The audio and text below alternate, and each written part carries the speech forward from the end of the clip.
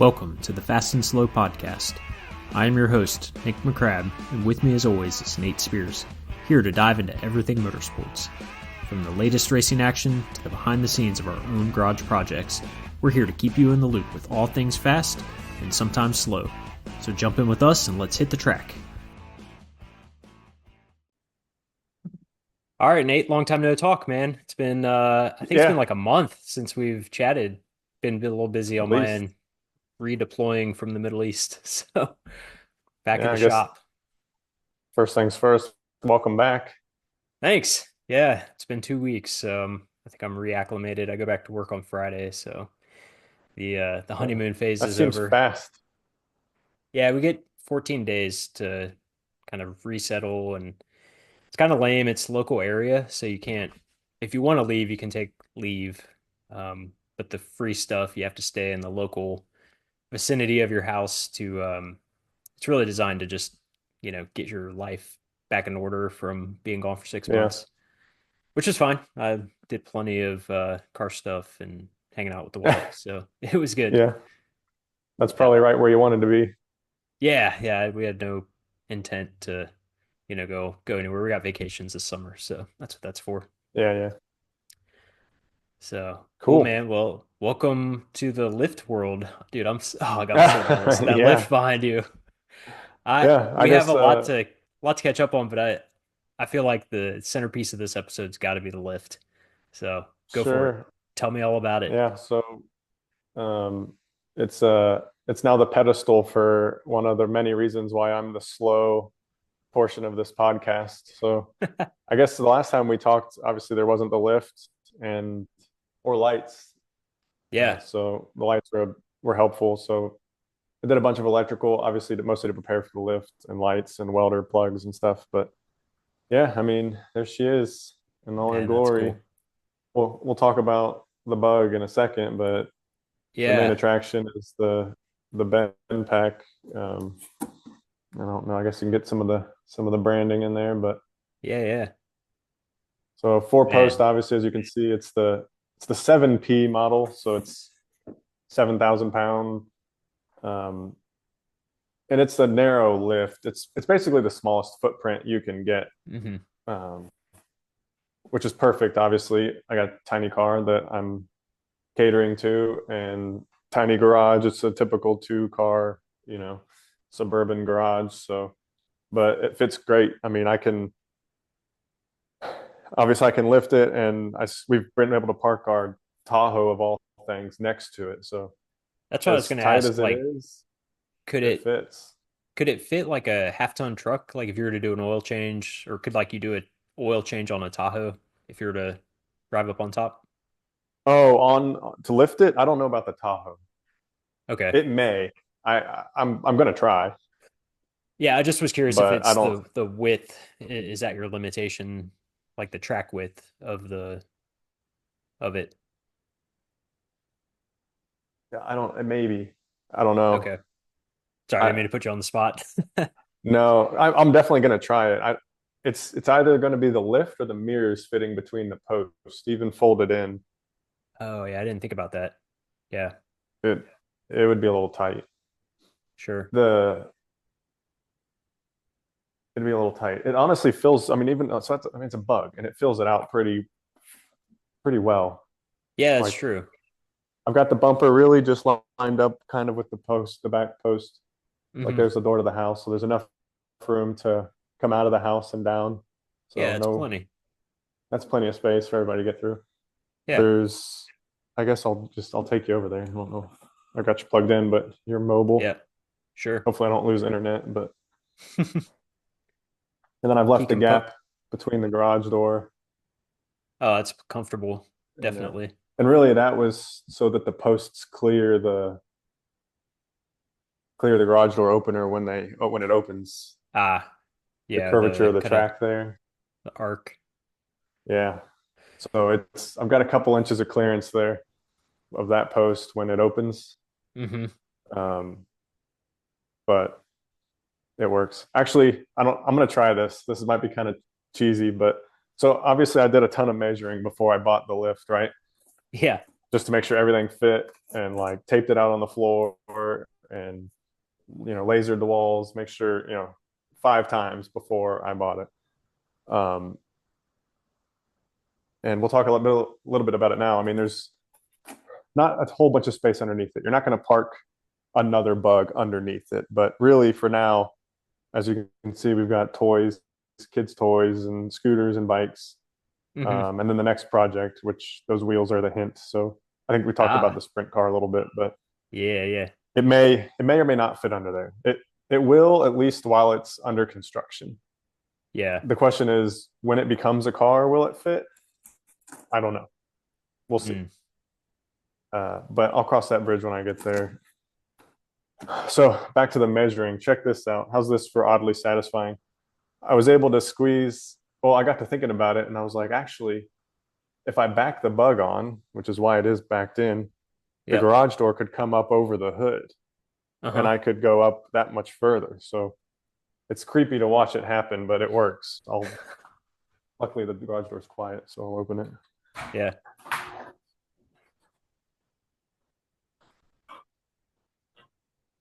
Oh man. For everybody on the podcast, it looks like it's about to decapitate the bug. So it does fit, Yeah. and the door kind of hugs the hood and then nestles in there pretty nice. Dude, that's So I've perfect. got it about as far forward as I can go. And I think Yeah. I could even go a few inches higher because it's adjustable. The lift sits on um, safety safety locks that are on ladders Yeah. on all 4 posts. Hmm. And I think I can go up a couple inches with it, which is honestly, that's all the more clearance I have up there anyway. Below the light is a Yeah. few inches. What is above that? Is that attic space or is that like dead space? Um, And what we're talking about is there's like it's a a kick mix. out, like a kick The out of the ceiling. Wait for the garage door to shut. I don't know if that's loud for you or not. Mm-mm. The It's a mix. So there's that kick up there. That's mostly my daughter's bedroom of all Okay. places, Yeah. and then that's all attic space. So I wonder if you could like, I mean, this is dream garage level stuff, but like, could you, cut that out and like reframe that part of the ceiling? You would lose attic space, but you would gain a few feet. It's it's not usable attic. I can't Yeah. get up there and do anything with it. And in fact, I thought about it, except for the whole major construction part of that, Hmm. because Yeah. I cut some holes. I've added some outlets for the wall mount opener, and then doing some of the lights. So I was able to stick my phone up there and record a video of like what's up there. Okay. Yeah. It's a whole bunch of nothing. Oh I man. just don't know, like structurally speaking, those are technically like the bottom corners of some of the trusses for the roof over there. Sure. Like load So bearing stuff. I don't know if they don't appear to me to be load bearing, but they're definitely part of maybe the triangulation of the trusses. I don't Yeah. know. I don't know enough about it that I was going to go take a sawzall to Whatever, man. You got a lift. It's all good. it. Yeah. So super, super pumped with it. It was as easy as you could have hoped for to install. It took me and 2 other guys basically all day. Hmm. And honestly, it went to get the 4 posts and the ramps and everything on. It took, I don't know, only maybe a couple hours. And it's just because Yeah. it's so heavy. The pieces are so heavy and solid. Um, then the rest of the day was honestly just me by myself doing routing the cables. The cables were Mm. the only thing that required like some, I don't know, more than your typical brain power, I guess, to do something like that. Otherwise, it was a Yeah. big Lego set. Yeah. Yeah. But That'd making be sure the tedious. cables were routed around all the pulleys and all Hmm. that was kind of a one-man job, and it just took a little time, but still Sure. kind of a one-day activity for a few people, Man, and that's really nice. super Have you pumped. I already couldn't be happier with it. have you already noticed you're just doing things in the garage more often? Oh yeah. As soon as I as soon as I got it on there, I mean, obviously I was looking for a reason to like raise it and lower it. So it was like, hey kids, you want to see the lift go up and down? So I was like, look at this. Yeah. obviously they get a kick out of it. Yeah. Um, but I like, so just, I mean, so the other, I did the brakes in our other car. So it was super, like I was eating it up. I was able to do the Hmm. brakes, which aren't much fun on the one car. And then like continued on. I'm doing some other stuff to this thing with the carburetor and just getting it Yeah. tuned up ready for summer. But it was cool. Like I have both my cars in here. Like I can do whatever. And then even more so. So I was super kind of pushy about, I wanted to make sure that the Tahoe would fit in here, which was a lot to ask. It's a big car in a small Hmm. garage. And, my wife and everybody else was like, just leave it outside. Like, who cares? Like, and I was like, I know that even if it's not going to be in here all the time, I want to know that I can pull it in there with Yeah. little rearranging. And sure enough, we had a massive storm come through. We've had a crazy stormy spring so far, Yeah, I all noticed kinds of that. tornado warnings and hail. Ugh. Sure enough, the one, like I got the bug situated and this whole park, this bay right here all cleaned out. The storm comes through and they're calling for hail. I'm like, I'm gonna go pull the Tahoe into the garage because I can. Yes. And sure enough, we got like 1 inch hail. Man. And And I so mean, I was like, dude, oh, that's a it's so huge much win. money for hail damage, what you call it, repair. I had my truck got hail damage right before we moved from Omaha, and I mean, the dude charged the insurance It company. ruins it. I mean, Yeah, it's yeah. insane. So And that's the only way to fix it's some poor soul's got to go through and pull every single dent out by hand. There's no machine that does that. no, no, it's they removed my entire interior and then they from underneath tap all the dimples. It's that sounds like a terrible job. Yeah, that's a bona fide nightmare. Yeah, so sounds like yeah, you got the perfect setup there. And I Yeah, saw your work. super pumped. I saw you got some work done on the pedal cart too, or you're starting to get Yeah, that it's out. here.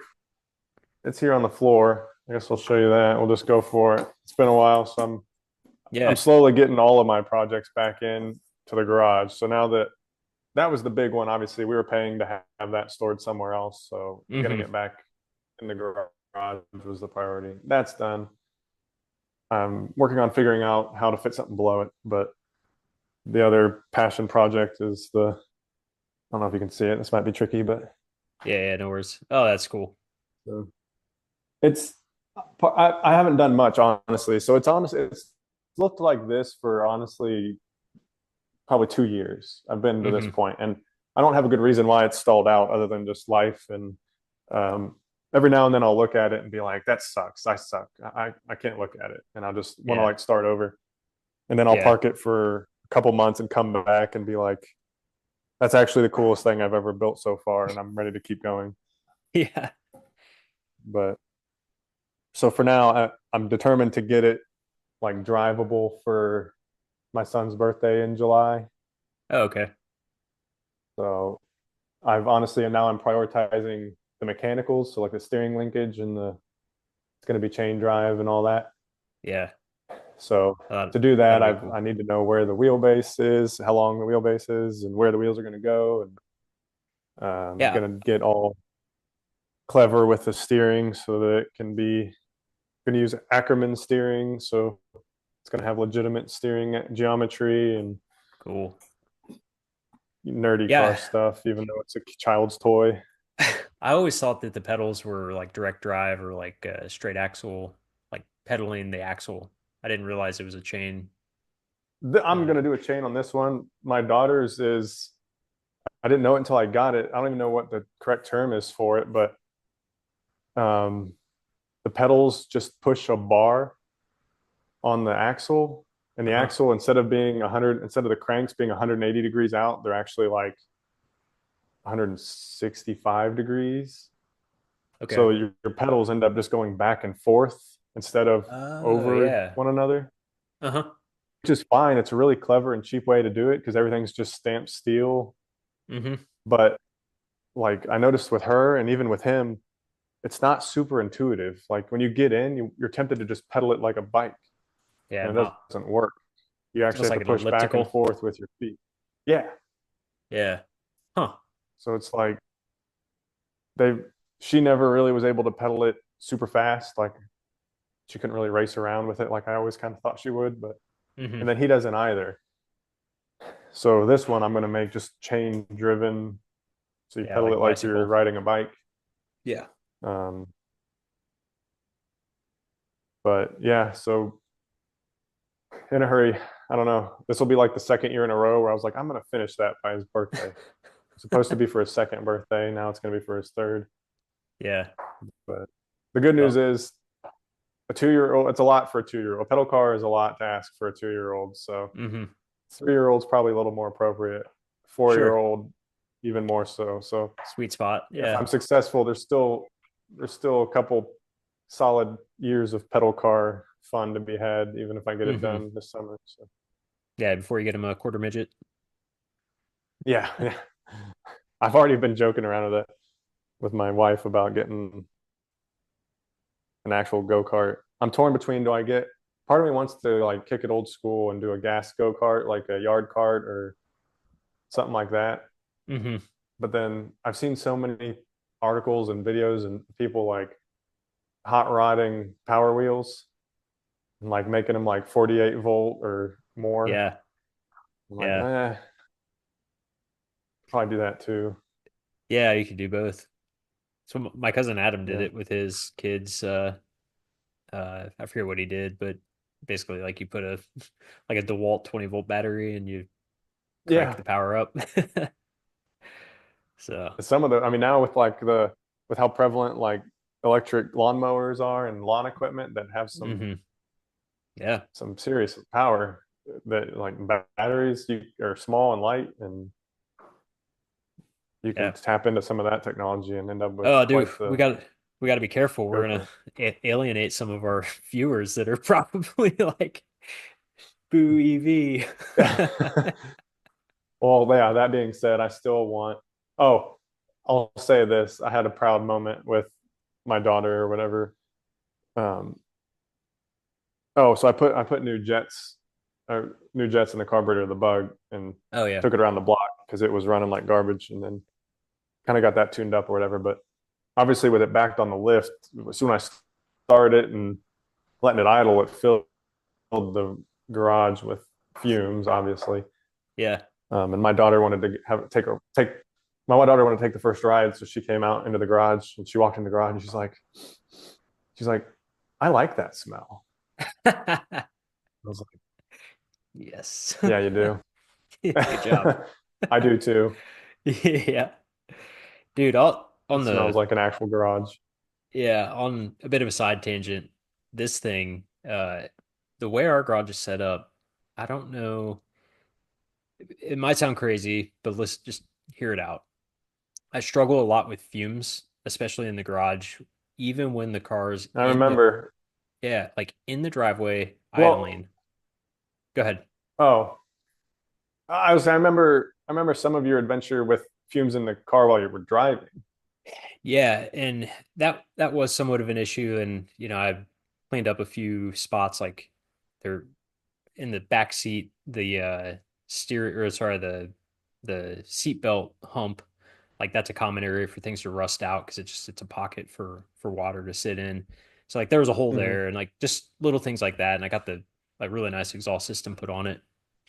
But yeah, I have a carbon monoxide detector in the garage, and I if Oh, I okay. have if I have the car in the driveway turned on, idling, like warming up to go drive, it reads on my carbon monoxide detector in the garage. Really? Yeah.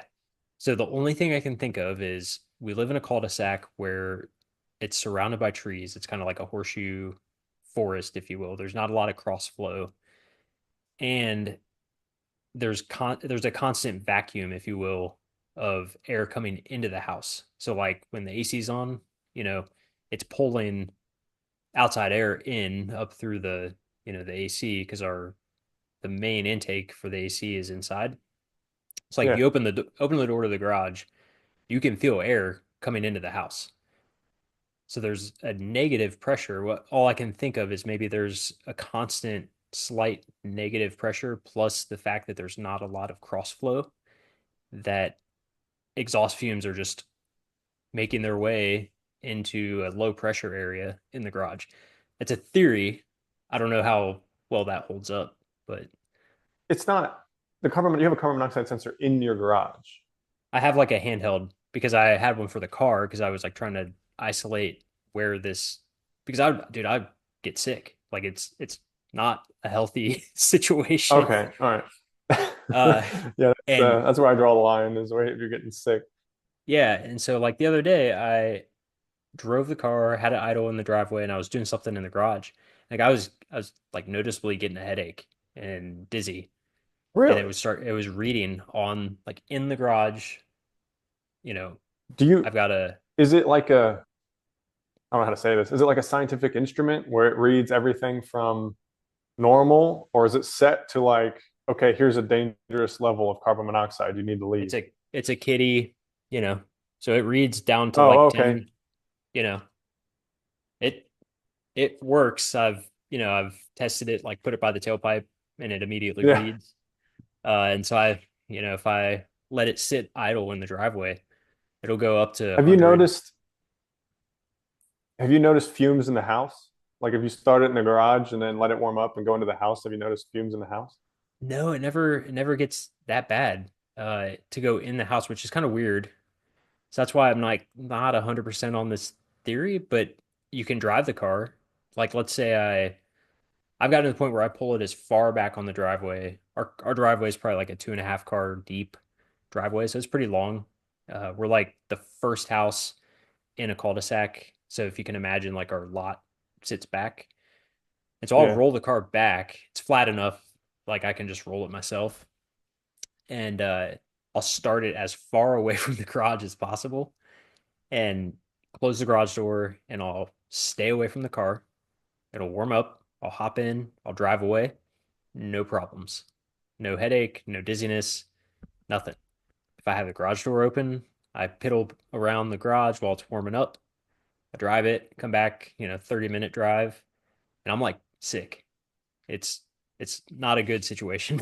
So I Huh. I've isolated it to what I feel like is the garage because it's not in the car. Like I I've that isn't a problem anymore. I can drive it. Like I'll spend all day at an autocross event, around the car, Yeah. driving the car, no problem. It's a 40-minute drive to the event, no problem.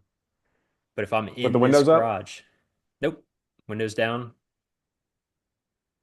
Where's your furnace? Is your furnace in the garage? Mm-mm. No, it's in the attic. Oh. Yeah, so we don't have a basement. Hmm. We're in southern Georgia, so Yeah. yeah. So I'm just very careful, like with how I handle this thing until we move. And I've never had, no other place I've had this issue like it idling in the garage. Like everything's flat. There's no change in elevation in my neighborhood. These are all Yeah. crazy. It's crazy. Like I sound like I'm a nutcase, but think I've been thinking about it a bunch because it's sometimes I'm like, am I doing like serious damage? Like, should I get rid of this car because it's killing me? Uh, Oh no. no, I'm not going to do that. So Don't here's worry. a have you do you take your have you taken your detector in the car with you with the Hmm. windows up Yeah. Yeah. No issue. and it won't go off? It's not. Nope. The only time it does is if it has gone off or like raised, because it goes by tens parts per million. Uh, Yeah, if it's just sitting there idling and windows are down and it's, 10 minutes, 5 to 10 minutes into the idle, there's enough exhaust fumes that are just hanging around the car that come inside the car, uh, sure. that'll, that'll trip it, if you will. I'll put it on like the dashboard, but it's Have you good. can you so like when you let the car warm up in the driveway and then like your wife comes out, does she notice the smell of fumes in the garage? I haven't tested that per se. I mean, it's a fumey car in general. Like it runs Well, rich. sure. It's lumpy cam, so it's really hard to get to have a nice. It's part of the reason I want fuel injection because it that can kind of tune out some of the idle richness. or tunability, if you will. But Yeah. Hmm. yeah, it's bizarre. So it's not the car just isn't one of those I can, you know, work on it in the garage. Like I can't check the timing in the garage or I'll fucking die. Like it's you know, Yeah. it's no fun. But That's interesting. th I can't say I've ever yeah, heard this that is the problem only before. this is the only place I've had that problem too. Like this It's got to be garage. something just with the setup of the house, like That the yeah. direction you're pointed or so I will say there's no way this is contributing to it, but this house and the house we lived in previously, I don't know if it's like part of a new building code or whatever, but they've each had a fresh air system,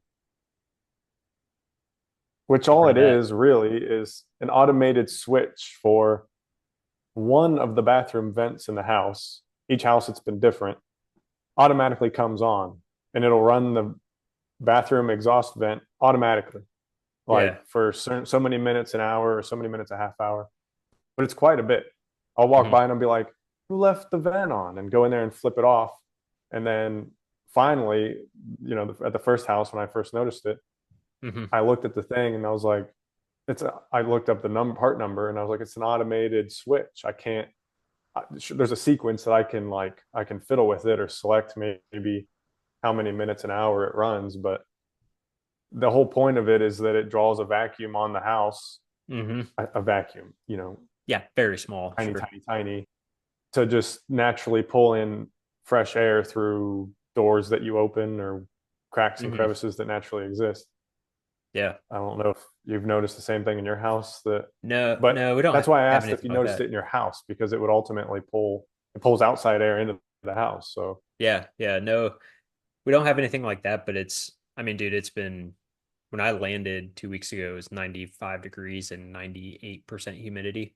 So like our AC's been on literally nonstop yeah, every day. So like there's always fresh air being pulled in, into the house. yeah, Um, so yeah, I don't know, man. The other thing too is the way, like I said, we're the first house in a cul-de-sac. So if you can imagine, the houses start to taper back in terms of the circle part of the cul-de-sac. So like yeah, if you're directly next to another person's house, you look left and right out of your garage, you can see all the way down the street. It's a straight road. yeah.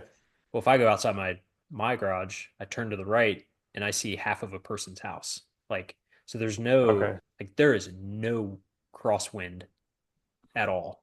And so I yeah, wonder if it's just building up. And I'm sure it doesn't take much like this thing puts out, it's a stroked 383, like it puts out a lot of yeah, exhaust. So yeah. it's Compared to you know, yeah, yeah. 1.6 liters or 1600 cc's, Uh-huh. you're gonna get Yeah, yeah. there a lot faster than I will. Uh-huh. So anyway, that's if I could figure out a way, hopefully it's moving, which we're doing here in a few months. But uh Yeah. anyway, sorry, I didn't mean to get on that big of a tangent on the Well, no, I mean that's chemical. something that it's relevant. I mean, it's something that you didn't know about. Like so having it in the garage, obviously, since it's carbureted or it's carbureted now, Hmm. it the garage smells like gasoline. I was worried because you hear people convert to fuel injection for that very reason. Oh, I was Hmm. tired of the gas smell. I was tired of the gas smell. Well, I've never actually owned uh, a carbureted car, so I was like, I wonder how Yeah. bad is it really? Is it really that bad? Personally, granted, tiny car, tiny engine, tiny carburetor. Yep. I do smell it. It smells like gas, but like I Yeah. said, I kind of enjoy it. It smells like a proper garage. It certainly doesn't smell bad enough that I'm like, I must do something about this. Just Yeah. sitting here parked, like it smells like an old car. Hmm. But the problem I have with mine is it doesn't have the appropriate vent for the fuel tank. So I need to Oh, they make like a universal muscle car uh, charcoal canister that it just mounts in the trunk, and it yeah. basically vents through your uh, gas tank. But like, if I have it full or three-quarters of the way full, like it smells. It smells like you left the cap off of Oh, really? yeah, it's it's a lot of Uh, gas. Speaking of, obviously, we've mentioned Haggerty, and I've been getting their um, magazine. I Oh, saw nice. there's a product in there specifically for. It was advertised in the Haggerty magazine I thought it was in this Grassroots specifically Motorsports. for that purpose of getting rid of the smell. Yeah, it's in the Haggerty. I was flipping through it to see if it was in that magazine or one just over there. But yeah, that's the one I'm talking about. So I'm hesitant to Okay, yeah, dump. I'm I saw hesitant to dump that. that. Go ahead. Sorry. I was gonna say I saw that, and it remember I piqued my or triggered my memory of being like, I wonder.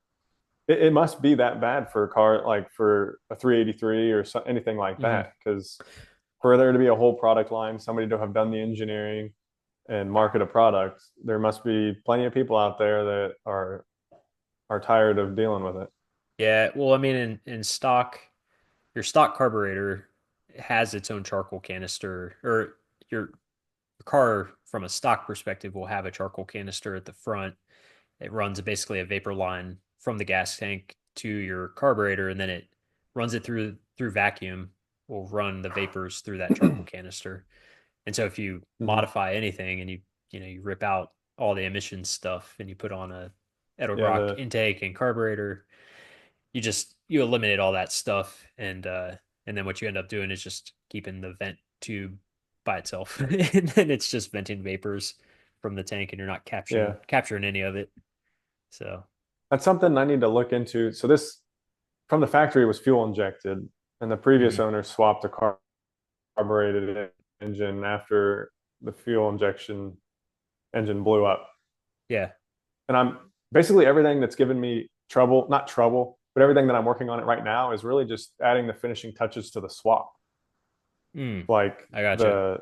the carburetor wasn't tuned. It wasn't. There's all kinds of little things that are just wrong. I just didn't finish the swap on, Hmm.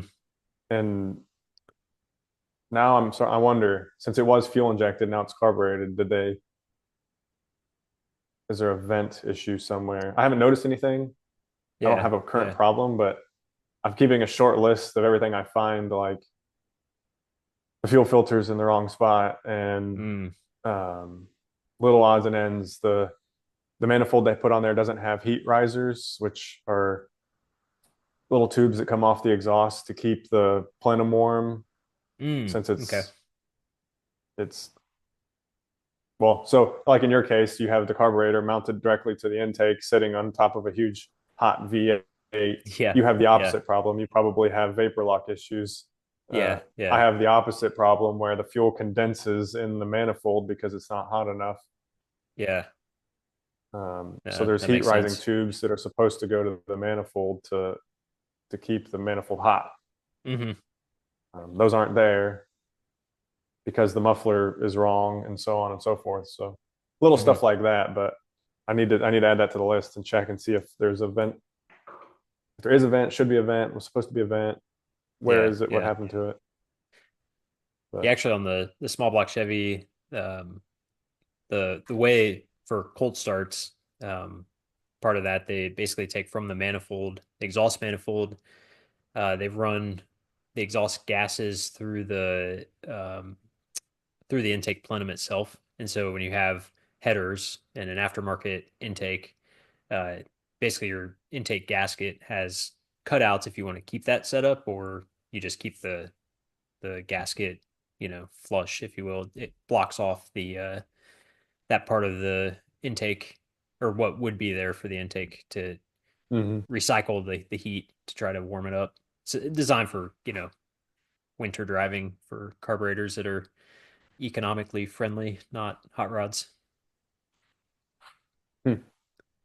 So similar, but it definitely doesn't get to the point of like condensing the gasoline when it gets that cold. Yeah. And condensing may be a strong word. It's more that the it it just never it never vaporizes fully. It Yeah. immediately goes through the carburetor and hits the bottom of the manifold and tends to just sit there, puddle there. Mm, Um, I gotcha. and that's where the heat risers are. They go directly underneath the carburetor to cater to that spot. Yeah, yeah. Um, and it's not a must. Like I don't have them now, and I drive it. It's okay, but Hmm. there's definitely in the first half of the drive is, and it could be a number of things. That might be one of them, but there's a definite hesitation and cough and burp and backfire Hmm. uh, when it's cool outside. It's obviously cool. It's only 50 or 60, so Yeah, we'll see how. It's on my list of things to replace, but I got bigger problems with tires and brakes and things like that. sure. So Yeah, it's a yeah. little bit Makes low on the sense. list. Yeah. Well, it's back, so that's cool. Yeah, it's here. I'm having fun. Like I said, I've never. It's the first carburetor I've owned that's in an operational car anyway. Yeah, So I've been having fun. Like the deciding it needed new jets, which was accurate, was the perfect reason for me to take the carburetor off and take it apart and hmm, uh, actually study the guts of a carburetor, albeit tiny carburetor, but um, it was still fun to do. yeah, yeah, yeah. That's neat. Yeah, and there's just endless amounts of tuning and other things you can do now that's home. Yeah, I'm anxious to get it. Everything it's legal, so people are starting. I'm lucky enough to work with a bunch of car guys, and they're all starting to talk about um, last year that we started a trend of driving our fun cars on Friday. So everybody's Yeah, like, time yeah, to go, and I don't want to be left out. So I'm like, well, I got a lot of work to do to make it. It's drivable. I drove it to work last year, but it's far from what I would consider safe or roadworthy. I yeah, probably yeah, risked my neck just getting it, driving it last year. But yeah. You don't want to get um, in a sticky situation where you can't stop. yeah, Yeah, luckily I won't but be going that fast. It's not exactly yeah. a hot rod. Well, speaking of hot rods, and I've got a bit of a hard break in like 15 minutes. I know it's kind of shorter No, of the sure. episodes. It's Um, it's late at night, so I understand. yeah, yeah. So on my end, obviously I'm back. I've got, for those watching on YouTube, I've got the Camaro behind me. And if you can see in the, I guess, bottom left corner, I've got my hot rod tires on. So I've got the 275 60 15 American Racing setup. We're gonna take a drag racing on Friday. So the test and tunes coming up, and I'm Nice. gonna I don't know. I thought about putting my autocross tires back on and seeing if I can, with the new shocks, I put the Viking double adjustable shocks on, see if I can like improve my 60 foot with the tires, and I don't know, try to keep as much the same and just try to dial it in. But I'm like, man, it doesn't look right at a drag strip with, low profile tires and 18 Yeah. inch rims. So, we're still gonna have fun. It'll be good. I've read some forums about like they're the BF Goodwrench radial TAs, and everyone's like, you can't get a 60 foot below like a 1.9 or a 2.0. And so I think I'm just Oh, gonna really? shred them off the line, but it doesn't matter because I'm taking a drag race and it's gonna be fun. So Yeah. uh It's it's funny you mentioned that. The guy. So one of the next episodes, I've got questions about autocross because it's a lot of people I work with do it.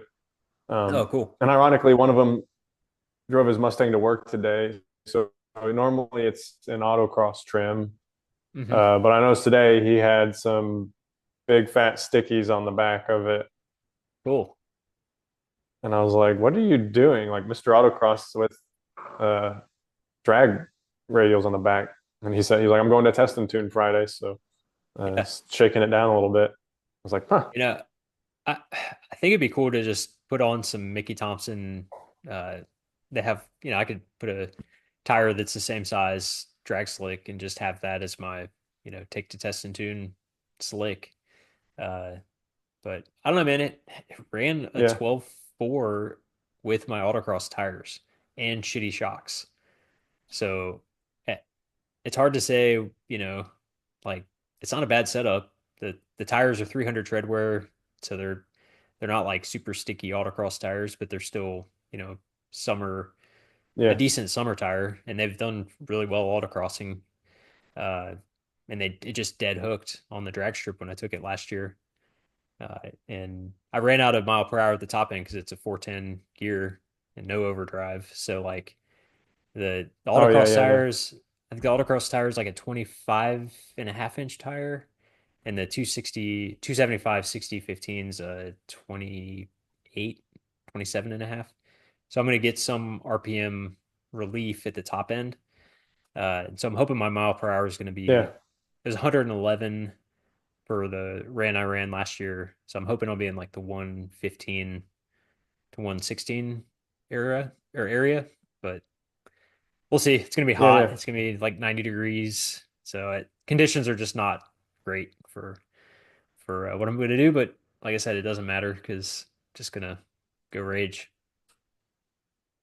Yeah. It's gonna be hard to have a bad time, I think. Yeah. I get to do burnouts legally, which And I've it's, already I mean, done you quite a haven't few. really you've driven, have you been driving it since you've been back? Or is this gonna be the Hmm. first time you've really wailed on it? Yeah, probably the Maybe first time I legal. really, yeah, I put the shocks on and I was sticking around with the settings because they're like I'm trying to remember. I think it's 18 adjustments in compression and rebound a piece. So Okay. it comes with, this is terrible for a podcast, but I'm going to show you. Like it comes with like what you need to do to turn for drag racing and autocross and comfort, uh, to like adjust the shocks. Oh, you're frozen. Hmm. Okay, I got you. Yeah, so I was just Good. messing Back. around. Yeah, yeah, I got you back. So yeah, I was just messing around with like, yeah, my cousin was like, I recommend going full comfort and full like racing, as stiff as possible, just to get an idea of like what are the left and right limits, so that when I go to tune autocross, Hmm. it'll be I'll know what I'm kind of bumping up against. So, but dude, I put it in autocross trim or autocross settings and just drove it around the back roads, and it Yeah. I think one of the episodes a few back, we talked about how I was real disappointed in the sway bar and how it just was like skating around. It just wasn't doing what I thought it was going to do. Yeah. It That's gone. Like these shocks, everything is crisp. Really. You turn the wheel and it goes in the direction you want it to go in. The body roll is very minimal. Uh, so I'm looking forward to it. On May 4th is the next autocross event, and so I'm gonna see how it responds, like, actually at a course, and, you know, putting some aggression towards it, just to see if because I was just on the back roads and taking corners pretty fast, and it it just was Yeah. really, really nice. Just driving around the cul-de-sac as tight as you can. Yeah, yeah, exactly. Sucking up all the fumes, so to speak. Yeah.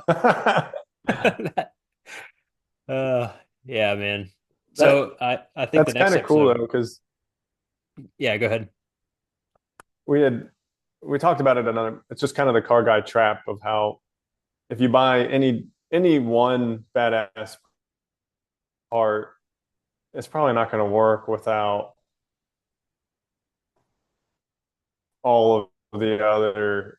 Uh, I mean, you fixed your sway bar problem because the shocks or the shocks were shitty.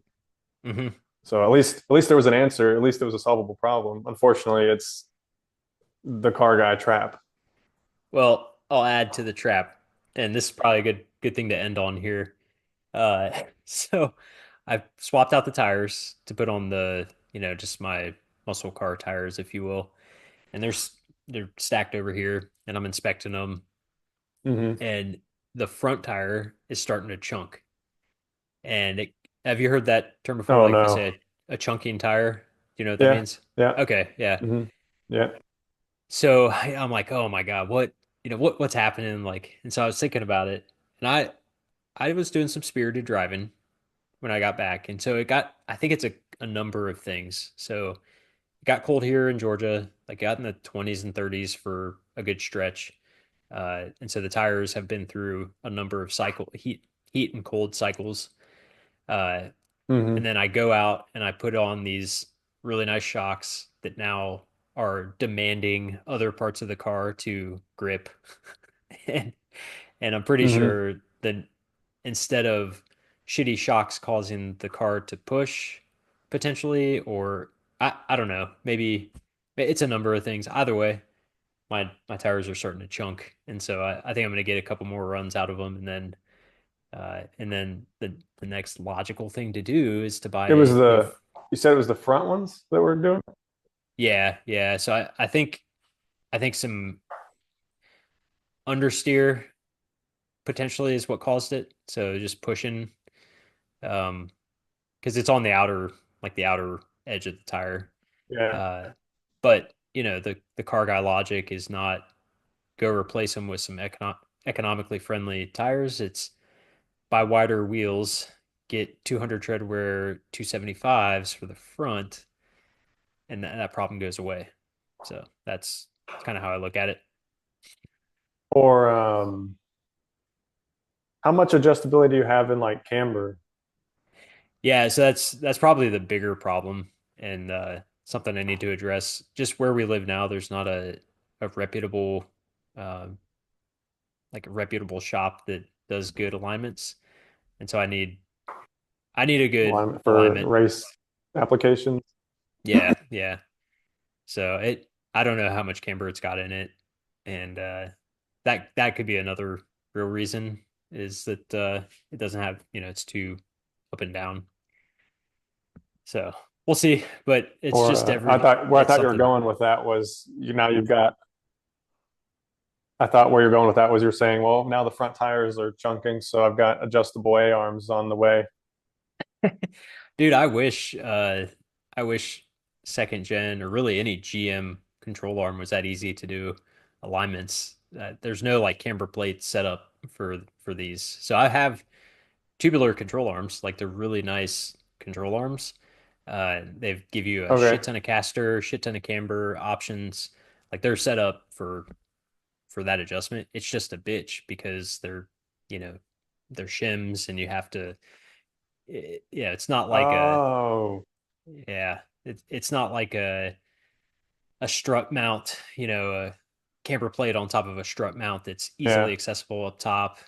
It's and You there's a get to degree stand up on marker. top and just yeah. Yeah, no. Okay. It's a bitch. And they do sell like quick removal uh camber shims that basically Hmm. they're connected and they just fork into the top of the control arm. But Right. you're still fighting a bunch of stuff to try to, make the adjustments. And you're not going to like have a thing that tells you the degrees of camber you're taking out of it without having camber plates and doing the whole kit and caboodle. Yeah. So Huh. Well, it sounds like the adjustability is there. You just need time and yeah. maybe a professional to verify that it's not wrong. hmm Yeah, it's that'll be something we'll take care of when we move. So going to a really large city, there's guaranteed to be, with a NASCAR track and a road course, it's like there's bound to be a speed shop that's good at Oh that type of yeah, for stuff. sure. Yeah. Just where we're at right now, you have to basically drive to Tallahassee or Atlanta, and I'm not doing that. Yeah. It's a bit of a So haul. yeah, man. Cool. Well, I think that's probably all I got tonight. Even though there's just Yeah. so much more to talk about, which I really want to, but Huh. I'm That's back home, good. so Yeah, that was gotta go inside. the priority was getting you back. A lot's changed here. A lot changes for blah blah. A lot has changed with you. Obviously, you're back in the States, so Yeah. glad to. This is what I had imagined right here was the Camaro in the background, hmm Yeah. bug in the background. This feels a little more natural. So I I think agree, this is a we've been doing a couple episodes, but I think this was a good start of the look that we were going for. dude. 100% agree. And it's almost like we need to readjust our logo to have, unless you want to, I guess it's a pedal cart type theme. So I was gonna say put a bug in the Yeah, Camaro. I was thinking about that too. I was thinking about that too because the sprint car is going to be a huge project. It's going to be a big part of what I do, but realistically, it's probably not going to look like a sprint car for a year or more. Yeah. So Well, hey, that's how we get I'll views, leave though, that up to man. you. Like we'll keep the logo. We, bait them with the IndyCar sprint car looking. Yeah. So Hopefully here soon. I'll that's the next thing. That's the very next thing that needs to get into this garage yeah. is the engine and axles and chassis table. And then you'll probably see me sweating because all that's supposed to go under that lift, and I Mm, don't know if it's going to fit or not. So yeah. Yeah. that's our cliffhanger for future is Yeah. Cool. does it Well, fit? I guess the only way for people to find out what's happening next is to tune in to the next episode. So, till then, all right, guys, we'll talk to you later.